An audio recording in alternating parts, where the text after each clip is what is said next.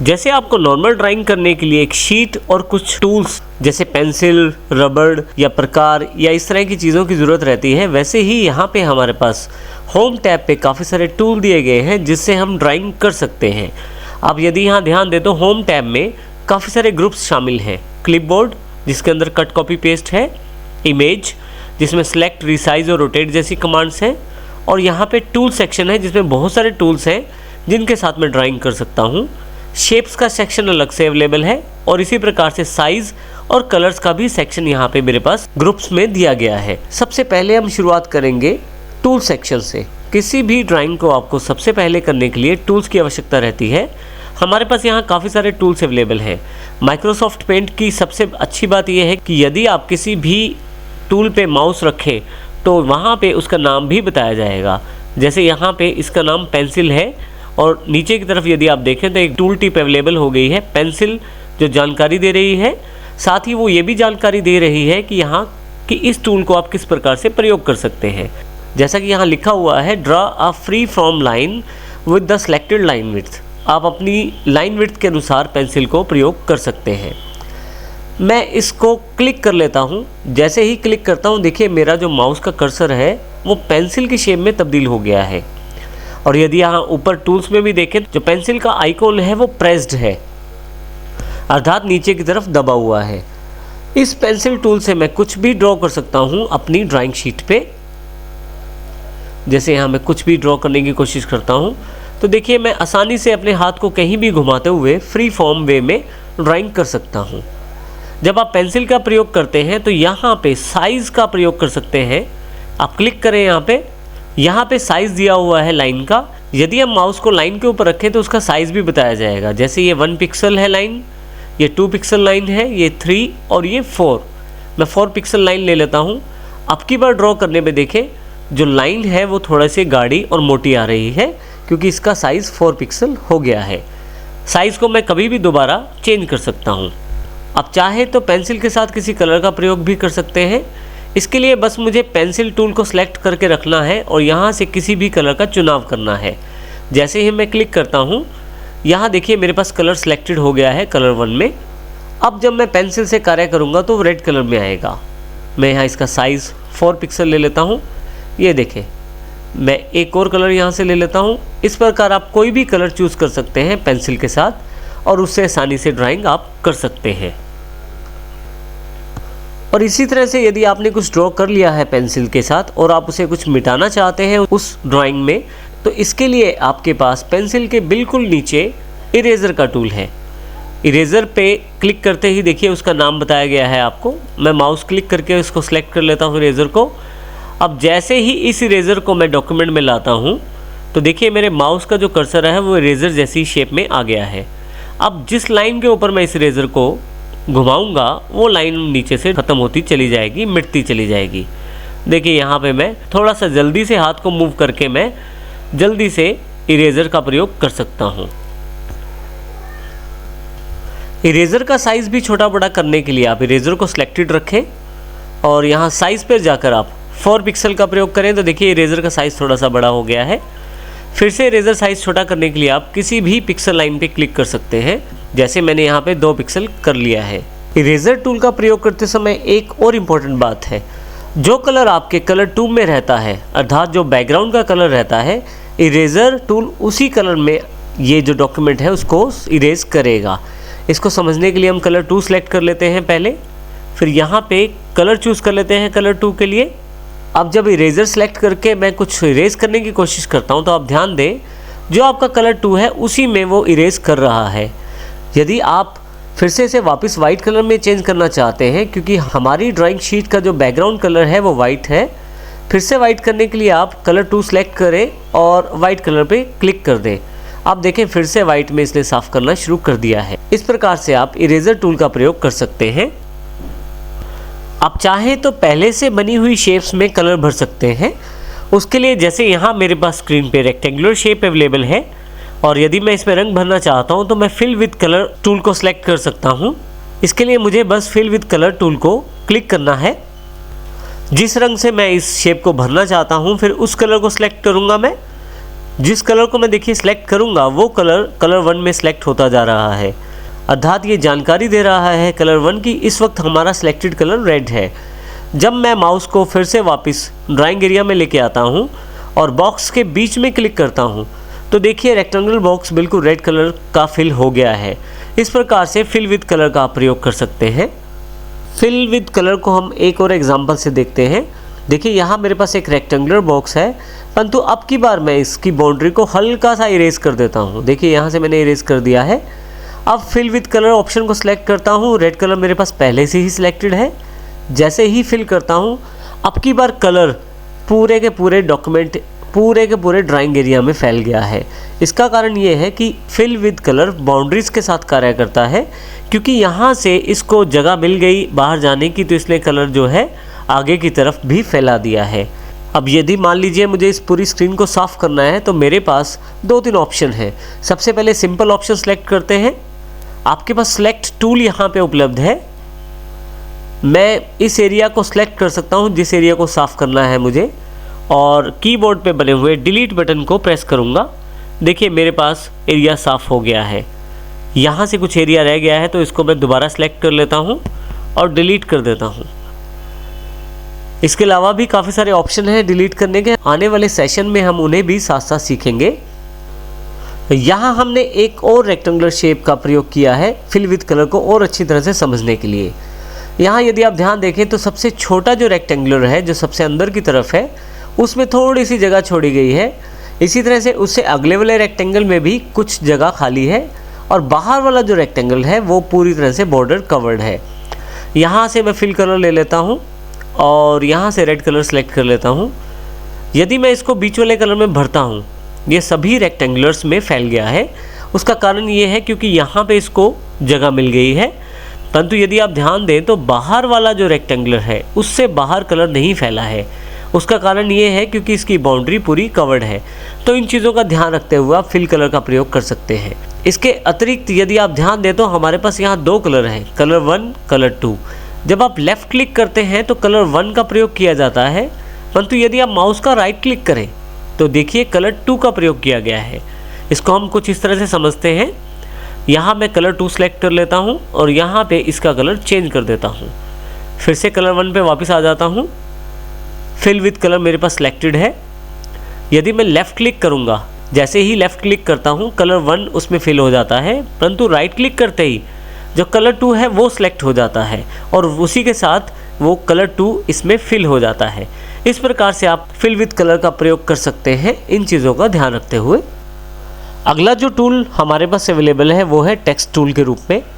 Text tool का प्रयोग करने के लिए आप केवल टेक्स्ट टूल पर क्लिक करें और यहाँ नीचे दिए गए किसी भी सेक्शन में आप क्लिक करके उस टेक्स्ट टूल का प्रयोग कर सकते हैं। यहाँ मैंने एक पिक्चर्स को यहाँ पेस्ट किया हुआ है और बिल्कुल कॉर्नर में जाकर मैं क्लिक कर देता हूँ तो देखिए मेरे पास एक रेक्टेंगुलर बॉक्स अवेलेबल हो जाता है डॉटेड बॉर्डर के साथ। बीच में एक कर्सर भी ब्लिंक कर रहा है जो ये जानकारी देता है कि यहाँ पे मैं टाइप कर सकता हूँ। यहाँ मैं टाइप करना शुरू करता हूँ। अब यदि देखें तो मैंने टाइप कर दिया है। आप इस बॉक्स से अभी बाहर मत निकलें, बाहर निकलते ही काफ़ी सारे ऑप्शन क्लोज हो जाएंगे। तो अभी हम इस डॉटेड बॉर्डर बॉक्स को ऐसे ही बना रहने देते हैं। यदि आप यहाँ ऊपर की तरफ देखें तो टेक्स्ट टूल्स सेक्शन के अंतर्गत टेक्स्ट टैब एक अलग से अवेलेबल हो गई है जिसमें काफ़ी सारे ऑप्शन जो हैं वो टेक्स्ट से रिलेटेड है, जैसे कि फ़ॉन्ट का ऑप्शन है, साइज़, इसके अलावा भी बहुत सारे ऑप्शन हैं। यदि मैं फ़ॉन्ट चेंज करना चाहता हूँ अपने टेक्स्ट का तो इसके लिए सबसे पहले मैं टेक्स्ट को सिलेक्ट करूँगा, इस ड्रॉप डाउन बॉक्स को क्लिक करूँगा। मेरे पास काफ़ी सारे ऑप्शन अवेलेबल हो जाएंगे टेक्स्ट से रिलेटेड, फ़ॉन्ट से रिलेटेड। अब यहाँ पे जिस फ़ॉन्ट पे मैं माउस लेके जाऊँगा उस फ़ॉन्ट के जैसा मेरा टेक्स्ट होता जा रहा है। जिस तरह का टेक्स्ट मैं चाहता हूँ उस टेक्स्ट को मैं सिलेक्ट करके क्लिक कर सकता हूँ। मान लीजिए मैं ये टेक्स्ट चाहता हूँ तो जैसे ही मैं इस फ़ॉन्ट पे क्लिक करता हूँ ब्रिटानिक बोल्ड पे, तो देखिए मेरे पास ये सिलेक्ट हो गया है। इसके साथ ही मैं अपने टेक्स्ट का साइज़ भी चेंज कर सकता हूँ। उसके लिए मेरे पास नीचे फ़ॉन्ट साइज़ का ऑप्शन है। माउस रखते ही ये जानकारी टूल टिप द्वारा आपके पास अवेलेबल है, फ़ॉन्ट साइज़। जैसे ही इस पर क्लिक करता हूँ तो देखिए माउस जिस साइज़ पे मैं लेके जाता हूँ उस तरह का साइज़ मेरे टेक्स्ट फ़ॉन्ट का हो रहा है। यहाँ मैं 28 साइज़ को सिलेक्ट कर लेता हूँ तो जैसे ही सिलेक्ट करता हूँ मेरे पास उसी साइज़ का टेक्स्ट अवेलेबल हो जाता है। इसी के साथ टेक्स्ट को मोटा करने के लिए बोल्ड ऑप्शन है। आप इसे हल्का सा टेढ़ा यानी कि इटैलिक भी कर सकते हैं टेक्स्ट को। आप चाहें तो अंडरलाइन कर सकते हैं टेक्स्ट में यू से। इसी तरह से स्ट्राइक थ्रू का ऑप्शन है, यदि आप क्लिक करें तो बीच में अक्षरों की एक लाइन आ जाएगी। आप ध्यान दीजिए, जिस जगह से मैं जिस ऑप्शन को क्लिक करके ऑन कर रहा हूं, वहीं से उस ऑप्शन को ऑफ भी किया जा सकता है। जैसे बोल्ड क्लिक किया, यहाँ से बोल्ड एनेबल हो गया है, दोबारा यदि मैं क्लिक करूं तो बोल्ड डिसेबल हो गया है। इस प्रकार आप इसका प्रयोग कर सकते हैं। इसके साथ बैकग्राउंड में आपके पास दो इम्पोर्टेंट ऑप्शन दिए गए हैं, ओपैक और ट्रांसपेरेंट। यदि मैं इसे ओपैक पे क्लिक कर दूं तो देखिए जो टेक्स्ट बॉक्स का जो बैकग्राउंड कलर है वो वाइट हो गया है, और यदि मैं इसे ट्रांसपेरेंट कर दूं तो सिर्फ टेक्स्ट नज़र आ रहा है, वाइट कलर हट गया है। तो यदि आप अपने टेक्स्ट में ट्रांसपेरेंसी चाहते हैं, आप चाहते हैं कि उसके पीछे वाला हिस्सा या तस्वीर दिखाई दे, तो ट्रांसपेरेंट रखें, अन्यथा आप ओपैक भी कर सकते हैं। आप टेक्स्ट का कलर भी चेंज कर सकते हैं। उसके लिए आप फ़ॉन्ट को सिलेक्ट करें और यहाँ पे जिस कलर पे आप माउस लेके जाएंगे वैसा कलर आपके पास यहाँ अवेलेबल हो जाएगा। जैसे यहाँ मैं फिर से इसे येलो कर देता हूँ और क्लिक कर देता हूँ, तो देखिए मेरे पास यहाँ कलर अवेलेबल हो गया है। इस प्रकार से मैं टेक्स्ट ऑप्शंस का प्रयोग करके यहाँ पे टेक्स्ट लिख सकता हूँ। जब आपका टेक्स्ट पूरी तरह से फाइनल हो जाता है, अर्थात अपना फ़ॉन्ट सेटिंग्स आप कर लेते हैं, तो इस रेक्टेंगुलर बॉक्स से आप यदि बाहर क्लिक करें तो आपका टेक्स्ट बिल्कुल फाइनलाइज होकर उस पिक्चर के साथ जुड़ गया है। अब आप इसको चेंज नहीं कर पाएंगे, एडिट नहीं कर पाएंगे। एडिट करने के लिए वो टेक्सचर बॉक्स ज़रूरी है। अब आप दोबारा लिख सकते हैं, परंतु इसको एडिट नहीं कर पाएंगे। इस प्रकार आप टेक्स्ट टूल का प्रयोग कर सकते हैं। नेक्स्ट टूल जो हमारे पास उपलब्ध है वो है कलर पिकर के रूप में। ये माउस लेके जाएं तो यहाँ आपको दिखाई देगा। कलर पिकर से आप बनी हुई पिक्चर में से कोई भी रंग ले सकते हैं। कलर पिकर सेलेक्ट करें आप। बनी हुई पिक्चर में आप जिस रंग को आप लेना चाहते हैं उस कलर पे क्लिक कर दीजिए। जैसे मैं इस ड्रेस कलर को लेना चाहता हूँ, मैं क्लिक कर देता हूँ। वो ड्रेस कलर मेरे पास यहाँ कलर 1 में सिलेक्टेड हो गया है। अब इस कलर को यदि मैं यहाँ बॉक्स में भरना चाहता हूँ तो मुझे फिल विद कलर का प्रयोग करना पड़ेगा। मैं सिलेक्ट कर लेता हूँ और यहाँ पे फिल कर देता हूँ। इसी प्रकार से दूसरा कलर लेने के लिए फिर से कलर पिकर का प्रयोग करता हूँ मैं यहाँ से, और मान लीजिए अब की बार मैं ये रेड कलर लेना चाहता हूँ। मैं क्लिक करूँगा, देखिए यहाँ रेड कलर अवेलेबल हो गया है, और क्लिक करते ही आप इसको फिर से फिल कर सकते हैं। कोई भी कलर पिक्चर में से लेकर आप उसका प्रयोग कर सकते हैं।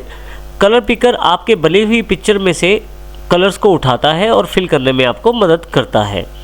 अगला टूल जो हमारे पास अवेलेबल है वो है मैग्नीफायर के रूप में। मैग्नीफायर से आप किसी भी चीज़ को बड़ा करके देख सकते हैं। जैसे मान लीजिए मैं इस बैलून को बड़ा करके देखना चाहता हूँ। जैसे ही क्लिक करता हूँ ये पिक्चर मेरे पास जूम होके बड़ी हो जाती है। फिर से क्लिक करता हूँ, थोड़ा सा और जूम बढ़ जाता है। अब साथ साथ नीचे यहाँ भी यदि देखते रहें तो 200% जूम हो गया है। फिर से एक बार क्लिक करता हूँ तो 300%, 400, इस तरह से आप जूम का लेवल बढ़ा सकते हैं और इसको आप जूम के मैक्सिमम लेवल तक लेके जा सकते हैं। यदि आप जूम लेवल को वापस लाना चाहते हैं तो राइट क्लिक करना शुरू कर दीजिए। राइट क्लिक से जूम लेवल घटता चला जाएगा। नीचे आप यहाँ स्टेटस बार पे जूम स्लाइडर पे भी देख सकते हैं। देखिए यहाँ पे जो साइज़ है वो जूम साइज़ जो है वो छोटा होता चला जा रहा है। इस प्रकार मैं ये प्रयोग कर सकता हूँ जूम लेवल को अपनी सुविधा अनुसार। किसी भी पार्ट को या किसी भी एरिया को पिक्चर के मैं बड़ा या छोटा करके देख सकता हूँ। अगला टूल जो हमारे पास अवेलेबल है वो है ब्रशेस के रूप में। माइक्रोसॉफ्ट पेंट में काफ़ी सारे ब्रशेस अवेलेबल हैं जिनका प्रयोग करके आप ड्राइंग कर सकते हैं। जिस ब्रश का प्रयोग करना चाहते हैं आप उस ब्रश को क्लिक कर दीजिए। यदि आप नीचे वाले बटन पर क्लिक करें तो काफ़ी सारे ब्रशेस आपको दिखाई देंगे। इनमें से जो ब्रश आप चाहते हैं उसको सिलेक्ट कर लीजिए। जैसे मैं यहाँ सिंपल ब्रश को सिलेक्ट कर लेता हूँ। जैसे ही माउस को मूव करता हूँ लेफ़्ट क्लिक प्रेस करके तो देखिए मेरे पास वो ब्रश काम करना शुरू कर देता है। इसी तरह से मैं दूसरा ब्रश ले सकता हूँ कोई, और आप ड्रॉ करके इनके डिफरेंस को देख सकते हैं। जैसे यहाँ पे एयर ब्रश है तो कुछ एयर ब्रश जैसा इफेक्ट यहाँ पे आ रहा है। इसी तरह से अलग अलग ब्रशेस इफेक्ट हैं। आप किस प्रकार का इफेक्ट प्रयोग कर रहे हैं, अगर माउस रखें तो ये आपको उसका नाम भी बताएगा। जैसे ये ऑयल ब्रश है और ये जो क्रेन है, कुछ इस तरह से। आप चाहें तो ये ब्रश का कलर भी चेंज कर सकते हैं। केवल आपको कलर सेलेक्ट करना है और देखिए यहाँ पे ब्रश जो है अलग कलर में डिज़ाइन करना शुरू कर दिया है उसने। इस प्रकार से आप अलग अलग ब्रशेस का प्रयोग कर सकते हैं। यहाँ एक इम्पॉर्टेंट टिप, यदि आप कंट्रोल के साथ प्लस बटन दबा के रखें, जो ब्रश का साइज़ है वो बढ़ जाएगा, और यदि कंट्रोल के साथ माइनस का बटन दबा के रखें तो ब्रश का साइज़ कम हो जाएगा। कंट्रोल प्लस दबाने पे मेरे पास ब्रश का साइज़ बढ़ गया है। अब की बार देखिए, बड़े रूम में ब्रश प्रयोग कर रहा हूँ मैं। यहाँ पे एयर ब्रश सेलेक्ट कर लेता हूँ, ये देखिए दूसरा ब्रश सेलेक्ट करने पे। और फिर से यदि मुझे इस ब्रश का साइज़ को छोटा करना है तो कंट्रोल के साथ माइनस का मैं निशान दबाऊंगा, जिससे मेरे ब्रश का साइज़ छोटा हो जाएगा। तो इस प्रकार आप ब्रश साइज़ का प्रयोग कर सकते हैं। आप चाहें तो कुछ साइज़ यहाँ पे पहले से डिफाइंड है, उनका प्रयोग भी आप कर सकते हैं। अगला ग्रुप जो हमारे पास अवेलेबल है वो है शेप्स के रूप में। यहाँ यदि आप ध्यान दें तो काफ़ी सारी शेप्स पहले से प्री डिफाइंड अवेलेबल है माइक्रोसॉफ्ट पेंट ऐप में। यदि यहाँ मैं मोर बटन पे क्लिक करूँ तो कुछ और शेप्स भी दिखाई देनी शुरू हो जाती हैं। मैं इन शेप्स को प्रयोग करके अपनी ड्राइंग बना सकता हूँ। उसके लिए बस मुझे क्लिक करना है। जैसे मैं 5 पॉइंट स्टार को सिलेक्ट कर लेता हूँ और नीचे की तरफ आके माउस को लेफ़्ट क्लिक को प्रेस करते हुए मैं ड्रैग करता हूँ, और जितना बड़ा या छोटा ये इमेज बनाना है वहाँ लाके मैं इसको छोड़ देता हूँ। आप देखेंगे कि छोटे छोटे पॉइंट्स भी इसके आसपास आ गए हैं, जिनसे मैं दोबारा इनको रीसाइज कर सकता हूँ। देखिए कुछ इस तरह से माउस को कोने पर रखें, 2 मुँह वाला माउस हो जाएगा। अंदर या बाहर की तरफ खींचे तो ये जो पिक्चर है, ये जो शेप है ये रीसाइज हो जाएगी। मैं चाहूँ तो इसमें कलर भी फिल कर सकता हूँ। इसके लिए मुझे कुछ सेटिंग्स को करना पड़ेगा, जैसे कि यहाँ पे 2 सेटिंग्स दी गई हैं, आउटलाइन और फिल। आउटलाइन का अर्थ यहाँ पे इस बॉर्डर लाइन से है। यदि आउटलाइन पे क्लिक करें तो हमारे पास काफ़ी सारे ऑप्शन हैं। नो आउटलाइन का अर्थ है कि आउटलाइन नहीं दिखाया जाएगा। सॉलिड कलर का अर्थ है कि आउटलाइन में कलर फिल करके दिखाया जाएगा। इसके अलावा ब्रशेस वाले इफेक्ट भी यहाँ अवेलेबल हैं, जैसे कि वाटर कलर इफेक्ट है या और ऑयल इफेक्ट है। इसी तरह से फिल में भी हमारे पास काफ़ी सारे ऑप्शन अवेलेबल हैं नीचे। फिल का अर्थ अंदर भरे हुए कलर से है। जैसे सॉलिड कलर भरने से, सॉलिड कलर को अगर मैं क्लिक कर देता हूँ यहाँ पे, और जैसे ही माउस को यहाँ पे मैं लेके जाता हूँ किसी भी कलर पे, तो वो कलर अंदर की तरफ दिखाई देना शुरू हो जाता है। उस कलर के साथ आपका इमेज फिल हो जाता है। मैं किसी भी कलर को सिलेक्ट कर लेता हूँ तो देखिए मेरे पास अंदर की तरफ ये कलर सिलेक्ट हो गया है। फिल में जाकर यदि मैं नो फिल कर दूँ तो वो कलर फिर से हट जाएगा। इसके अतिरिक्त अंदर वही ब्रश इफेक्ट्स भी आप ले सकते हैं, जो ब्रश इफेक्ट्स आपके पास पहले से अवेलेबल हैं। इस प्रकार आप अपनी इमेज में कलर भी भर सकते हैं। आप आउटलाइन के साइज़ को भी चेंज कर सकते हैं। उसके लिए फिर से साइज़ पे क्लिक करें। देखिए यहाँ पे साइज़ अवेलेबल है, जो आप साइज़ चाहते हैं वो चेंज कर सकते हैं। उससे आगे कलर्स का जो ग्रुप है उसमें कलर्स की जानकारी दी गई है। Colour 1, colour 2। कलर 1 मुख्यतः ये जो शेप्स है इनकी बॉर्डर लाइन को रिप्रेजेंट करता है, और कलर 2 जो है वो अंदर फिल हुआ कलर होता है। इसके अतिरिक्त आप कोई भी कलर यहाँ से सिलेक्ट कर सकते हैं और चूज़ कर सकते हैं। जब तक आपकी इमेज आपके पास इस बॉर्डर एरिया में सिलेक्टेड है तब तक आप इसका कोई भी कलर चेंज कर सकते हैं। कलर 2 सेलेक्ट करने पे देखिए यहाँ अंदर का जो कलर है वो चेंज हो जाएगा। फाइनली जब आपकी ये जो कलर सेक्शन है जब आप फाइनल कर लेते हैं तो बाहर क्लिक करने पे ये कलर्स फाइनल हो जाते हैं। अभी मैं इसको फाइनल नहीं कर रहा। अभी मेरे पास यहाँ पे एडिट कलर के नाम से एक ऑप्शन और अवेलेबल है। मैं एडिट कलर को सिलेक्ट करता हूँ। एक बॉक्स अलग से खुल गया है एडिट कलर्स के रूप में। बेसिक कलर जो आपको यहाँ दिखाई दे रहे हैं उसके अलावा कुछ कलर्स यहाँ से भी आप चूज़ कर सकते हैं। जो कलर आपको चाहिए वो क्लिक करके ऐड टू कस्टम कलर में कर दीजिए। जो कलर आपका सिलेक्टेड है उसकी जगह पे आपके पास ये कलर आ जाएगा। परंतु यदि आप चाहते हैं कोई अपनी मर्जी का कलर बनाना तो इस पैनल पे माउस को मूव करना शुरू कीजिए।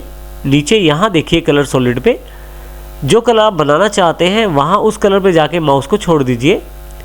अगर आप कलर को हल्का या गाढ़ा यानी कि डार्क या लाइट करना चाहते हैं तो ये छोटा सा स्लाइडर दिया हुआ है, इसको ऊपर या नीचे की तरफ मूव करें। पेंट आपको ना केवल कलर दिखा रहा है बल्कि उसकी कलर कोडिंग भी जनरेट करके बता रहा है। जैसे RGB में इसकी वैल्यू रेड में 231, ग्रीन में 53 और ब्लू में 22 है। कलर फाइनल होने के बाद मैं इसको ऐड टू कस्टम कलर में कर सकता हूं और फाइनली ओके करते ही मेरे पास वो कलर अवेलेबल हो जाएगा। पेंट ने स्वयं ही वो कलर जो सिलेक्टेड है वो इसमें फिल कर दिया है इमेज में। इस प्रकार से मैं इन कलर्स का प्रयोग कर सकता हूं। अब हम इमेज ग्रुप के अंतर्गत ऑप्शंस की जानकारी लेते हैं। देखिए मेरे पास यहाँ पे एक इमेज दी गई है ड्राइंग एरिया में। अगर मैं इस इमेज को सिलेक्ट करना चाहता हूँ उसके लिए मेरे पास सिलेक्ट टूल अवेलेबल है। यदि मैं यहाँ क्लिक करूँ और एक हल्का सा बॉर्डर मेरे पास अवेलेबल हो जाएगा सिलेक्शन के दौरान।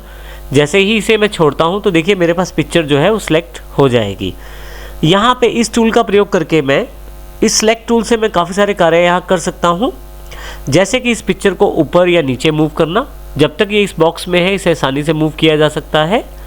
इसके अलावा इसे छोटा या बड़ा करने के लिए मैं माउस को यहाँ कॉर्नर पे रखूँगा, और यदि मैं इसे नीचे की तरफ करूँगा तो पिक्चर छोटी हो जाएगी, और जब पिक्चर बड़ी करूँगा तो पिक्चर बड़ी हो जाएगी। हमेशा ध्यान रखिएगा कि जब आप पिक्चर छोटी करते हैं तो फ़र्क कम पड़ता है, परंतु यदि आप किसी ओरिजिनल साइज़ की पिक्चर को बड़ा करेंगे तो उसके पिक्सल्स डिस्टॉर्ट अर्थात ख़राब हो जाएंगे, जिससे फ़ोटो फटी फटी नज़र आएगी। इसलिए सिलेक्शन के दौरान ये ध्यान रखना ज़रूरी है कि आप फ़ोटो कितना बड़ा करना चाहते हैं। सिलेक्शन हटाने के लिए आप बाहर कहीं भी क्लिक कर सकते हैं, सिलेक्शन हट जाएगी। इसके अतिरिक्त यदि मैं कुछ एरिया सेलेक्ट कर लेता हूँ, जैसे मान लीजिए मैंने ये एरिया सेलेक्ट कर लिया और क्रॉप पे क्लिक करूँ तो देखिए केवल मेरे पास उस एरिया सेलेक्टेड इमेज ही अवेलेबल हो जाएगी, बाकी सारा इमेज डिलीट हो जाएगा। मैं कंट्रोल Z का प्रयोग करके वापस अंडू कर सकता हूँ इसको। नेक्स्ट ऑप्शन मेरे पास रिसाइज से रिलेटेड है। रिसाइज पे क्लिक करते ही आपके पास रिसाइज एंड स्क्यू का एक बॉक्स अवेलेबल हो जाता है। यहाँ सबसे पहले रिसाइज का ऑप्शन है ऊपर की तरफ, और नीचे की तरफ स्क्यू का ऑप्शन है। रिसाइज और स्क्यू का बॉक्स दो भागों में बटा हुआ है। रिसाइज ऊपर वाला सेक्शन है और स्क्यू नीचे वाला सेक्शन है। यदि मैं रिसाइज ऑप्शन पर जाकर मैं यहाँ रिसाइज सेक्शन में दो तरीके से चेंज कर सकता हूँ, बाय परसेंटेज या बाय पिक्सल। परसेंटेज का अर्थ है कि कितने परसेंट मैं उस पिक्चर को बड़ा या छोटा करना चाहता हूँ और किस तरफ से।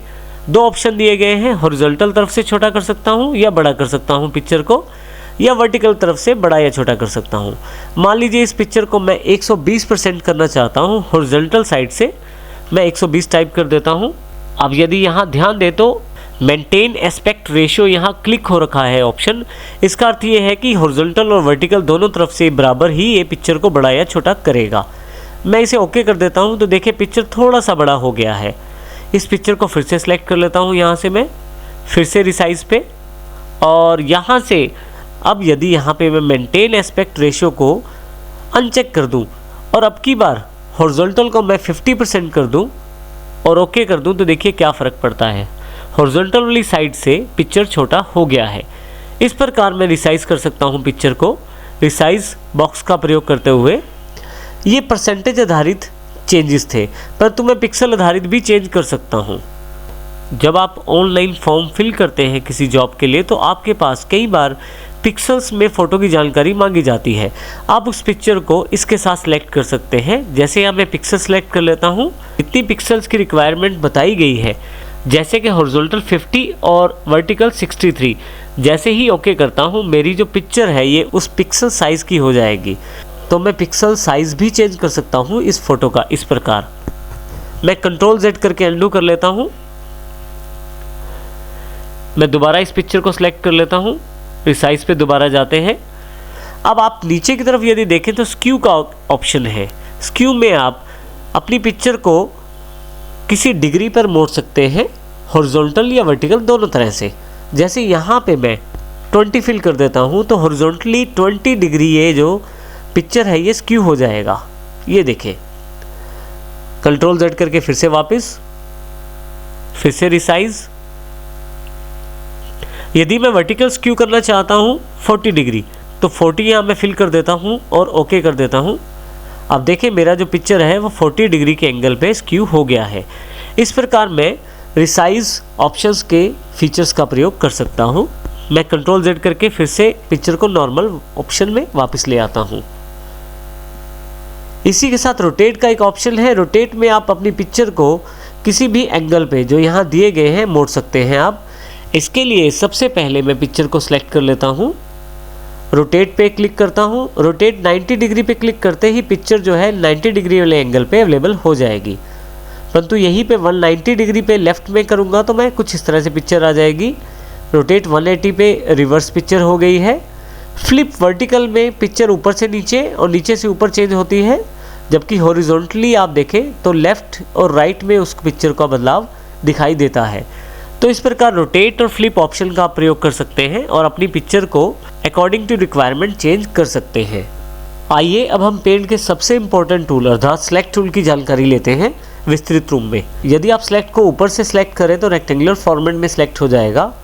और मैं यहाँ पे इसे सिलेक्ट कर लेता हूँ किसी पिक्चर को। सिलेक्ट करने के पश्चात आप आसानी से इस पिक्चर को कट कर सकते हैं, अर्थात यहाँ से हटा सकते हैं। इसके लिए माउस बीच में रखें और देखें मैं इसको कहीं भी मूव कर सकता हूँ। इस पिक्चर को जो एरिया सिलेक्टेड है उसको मैं वापस रख देता हूँ इस पिक्चर को यहाँ पे, या मैं कंट्रोल Z भी कर सकता हूँ ताकि पिक्चर अपनी जगह पे वापस आ जाए। सिलेक्ट के यदि नीचे वाले ड्रॉप डाउन बॉक्स पे क्लिक करूँ तो मेरे पास यहाँ पे काफ़ी सारे ऑप्शंस अवेलेबल हैं। आइए इनकी जानकारी लेते हैं। अब रेक्टेंगुलर सिलेक्शन को हमने अभी देखा, वो रेक्टेंगुलर सिलेक्शन है। फ्री फॉर्म सिलेक्शन पे आप माउस को अपनी मर्जी से हाथ से घुमाएं, एरिया सेलेक्ट हो जाएगा। अब माउस से आप जब मूव करेंगे तो देखिए जो एरिया आपने सेलेक्ट किया था वो मूव करना शुरू हो गया है। फ्री फॉर्म में फ़ायदा ये है कि आप अपने हाथ से आसानी से जो भी चाहे एरिया सेलेक्ट कर सकते हैं और उसे मूव कर सकते हैं, या उस पर कोई कमांड चलाना चाहे तो चला सकते हैं। मैं इसे कंट्रोल Z करके फिर से वापस ले आता हूँ। उसके अतिरिक्त नीचे हमारे पास सेलेक्ट ऑल का ऑप्शन है। यदि मैं सेलेक्ट ऑल करूँ, यदि हम यहाँ ध्यान से देखें तो शीट के चारों तरफ एक बॉर्डर अवेलेबल हो गया है जो आपके पास यहाँ डॉटेड बॉर्डर के रूप में दिखाया जा रहा है, अर्थात पूरा का पूरा जो ड्राइंग शीट है वो सिलेक्ट हो गया है। यदि मैं अब सिलेक्ट करने के बाद डिलीट बटन प्रेस करूं तो ये सारा एरिया जो सिलेक्टेड है वो पूरा का पूरा इमेज डिलीट हो जाएगा। जैसे मैं डिलीट प्रेस करता हूं, देखिए इस प्रकार आप इसका प्रयोग करके पूरे पेज को साफ भी कर सकते हैं। मैं कंट्रोल Z करके फिर से वापस आ जाता हूं। यहाँ पे सिलेक्ट में नेक्स्ट जो ऑप्शन यहाँ पे है वो है इन्वर्ट सिलेक्शन। मान लीजिए मैंने थोड़ा सा एरिया सेलेक्ट किया है, परंतु अब मैं इस एरिया को पूरे पेज तक फैलाना चाहता हूं, तो यहाँ पे मैं इन्वर्ट सिलेक्शन क्लिक करूँगा। देखिए पूरा एरिया सेलेक्ट हो गया है पेज का। इसी प्रकार से आप डिलीट भी कर सकते हैं किसी चीज़ को यहाँ से क्लिक करके। मान लीजिए यहाँ पे मैं रेक्टेंगुलर सिलेक्शन से कुछ सेलेक्ट कर लेता हूँ और यहाँ से मैं डिलीट बटन प्रेस कर देता हूँ। इमेज का वो हिस्सा डिलीट हो गया है जो सिलेक्शन में था। वापस लाने के लिए फिर से कंट्रोल Z का प्रयोग मैं कर सकता हूँ। इसके अलावा ट्रांसपेरेंट सिलेक्शन का ऑप्शन अवेलेबल है। मान लीजिए किसी चीज़ को मैं यहाँ से सिलेक्ट कर लेता हूँ और इसको अगर मैं नीचे की तरफ लेके जाता हूँ तो पीछे का जो वाइट बैकग्राउंड का कलर है वो भी सामने दिखाई दे रहा है। यदि देखें तो येलो कलर पीछे वाला दिखाई नहीं दे रहा, बल्कि जो वाइट कलर एक्स्ट्रा सिलेक्टेड है वो भी पिक्चर के साथ आ रहा है। ऐसे केस में मैं सिलेक्ट पर जाकर ट्रांसपेरेंट सिलेक्शन को क्लिक करूँगा तो देखिए अब की बार जो सिलेक्शन हुआ है वो ट्रांसपेरेंट सिलेक्शन में कन्वर्ट हो गया है। इसमें वाइट बैकग्राउंड या और किसी तरह का बैकग्राउंड पिक्चर के साथ नहीं आता। तो इसमें मुझे ये आसानी हो गई है कि मेरा जो वाइट कलर है वो इस पिक्चर के साथ नहीं आएगा। देखिए मैं यहाँ सेलेक्ट कर लेता हूँ और इस पिक्चर को नीचे लाने की कोशिश करता हूँ तो केवल पिक्चर ही साथ में आ रही है, ना कि उसका वाइट बैकग्राउंड। तो इस तरह से मैं इस ऑप्शन को यहाँ से दोबारा ऑफ भी कर सकता हूँ, जिससे वाइट बैकग्राउंड भी साथ में वापस आ जाएगा। इस प्रकार हम सिलेक्शन का प्रयोग कर सकते हैं और सिलेक्ट करके काफ़ी सारी ऑप्शंस को या कमांड्स को चला सकते हैं। नेक्स्ट ग्रुप जो हमारे पास अवेलेबल है वो है क्लिपबोर्ड ग्रुप के रूप में, जिसमें कट, कॉपी और पेस्ट 3 कमांड्स अवेलेबल हैं।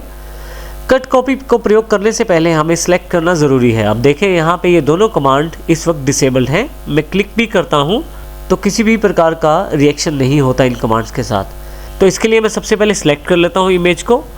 यहाँ यदि मैं कट पे प्रेस करूँ, देखिए अब कट मेरे पास अवेलेबल हो गया है। माउस ले जाते ही यहाँ पे शॉर्टकट की जानकारी भी आपकी स्क्रीन पे है। जैसे कि यहाँ पे बताया गया है, Ctrl+X को दबाने से वही काम होगा जो कट को प्रेस करने से होगा। अब मैं यहाँ कट को क्लिक कर देता हूँ तो देखिए यहाँ से जो इमेज सेलेक्टेड थी वो कट हो गई है। मैं अगर पेस्ट पे दोबारा क्लिक करूँ तो वो इमेज यहाँ पे अवेलेबल हो गई है। इस तरह से इमेज को मैं एक जगह से मूव कर सकता हूँ दूसरी जगह पे कट का प्रयोग करते हुए। अगर मैं इमेज को वापस उसी जगह रखना चाहता हूँ तो कंट्रोल Z का प्रयोग कर सकता हूँ। इसके अलावा आप ऊपर क्विक एक्सेस टूल बार में अंडू का बटन भी प्रयोग कर सकते हैं। 2 बार अंडू का प्रयोग करने पर देखिए वापस इमेज वहीं पे आ गई है। लेकिन अगर मैं चाहता हूँ कि फिर से आगे जाना है मुझे, तो मैं रीडू का फिर से प्रयोग यहाँ पे कर सकता हूँ। तो कुछ इस प्रकार से मैं इनका प्रयोग कर सकता हूँ। आइए अब बात करते हैं कॉपी की। सबसे पहले सिलेक्ट कर लें आप किसी इमेज को, कॉपी पे क्लिक करें और पेस्ट पे क्लिक करें। देखिए आपके पास इमेज पेस्ट हो गई है।